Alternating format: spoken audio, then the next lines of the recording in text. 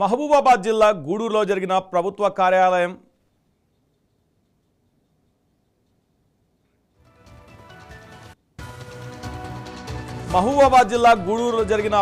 కార్యక్రమం ఇప్పుడు రాజకీయంగా హాట్ టాపిక్ గా మారింది. స్మార్ట్ రేషన్ కార్డుల పంపిణీ కార్యక్రమానికి ఏర్పాటు చేసిన అధికారిక ఫ్లెక్సీలో మంత్రి కొండా సురేఖ ఫోటో లేకపోవడం చర్చకు దారితీసింది.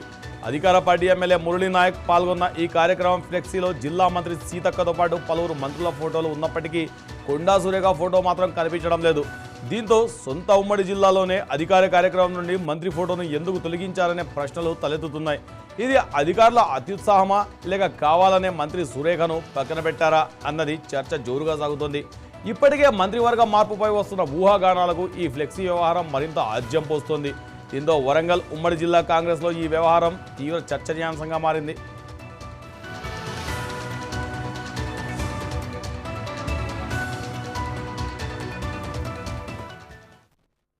డిస్ట్రిబ్యూట్ చేయబోతున్నాం. ఈ కార్యక్రమానికి మన డిటి గారు ముఖ్య అతిథిగా, మన సభాధ్యక్షులుగా, అదేవిధంగా స్థానిక సర్పంచ్ గారు, అదేవిధంగా ఉప సర్పంచ్ గారు, మన వార్డు మెంబర్లు 1, 2, 3, 4, 5 మొత్తం అన్ని వార్డులు, మీడియా మిత్రులు, కాంగ్రెస్ పార్టీ నాయకులు, కార్యకర్తలందరికీ పేరు పేరున నా నమస్కారాలు. ఈరోజు మనం ఎప్పటి నుంచో ఎదురు చూస్తున్నటువంటి రేషన్ కార్డుల ప్రక్రియ. గతంలో మీకు రేషన్ కార్డుల బుక్కులు ఉండేవి. ఆ బుక్కులో పేర్లన్నీ నమోదు చేసుకొని అందులో కొన్ని పేర్లు వాస్తవానికి నీళ్లు పడ్డాక అన్ని డిలీట్ అయిపోయి చాలా వరకు మాన్యువల్ చేతులతో రాసినాయి.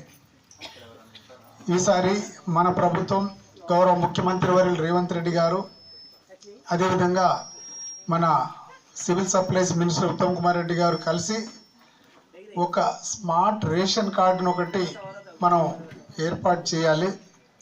అది ఆర్టిఫిషియల్ ఇంటెలిజెన్స్ ద్వారా, ఏఐ ద్వారా దాన్ని ఏర్పాటు చేస్తే ఇంట్లో ఎవరైతే మన తల్లి గృహిణి ఉందో ఆమె పేరు మీద రేషన్ కార్డు, అదేవిధంగా భర్త పేరు, భర్తకు సంబంధించినటువంటి డీటెయిల్స్ కూడా, ఒకవేళ కనుక వృద్ధాప్య పెన్షన్ ఎలిజిబుల్ అయితే వృద్ధాప్య పెన్షన్ ఎలిజిబుల్ అని, అదేవిధంగా ఈరోజు మనం డిస్ట్రిబ్యూట్ చేయబోతున్నాం. ఈ కార్యక్రమానికి మన డిటి గారు ముఖ్య అతిథిగా, మన సభాధ్యక్షులుగా, అదేవిధంగా స్థానిక సర్పంచ్ గారు,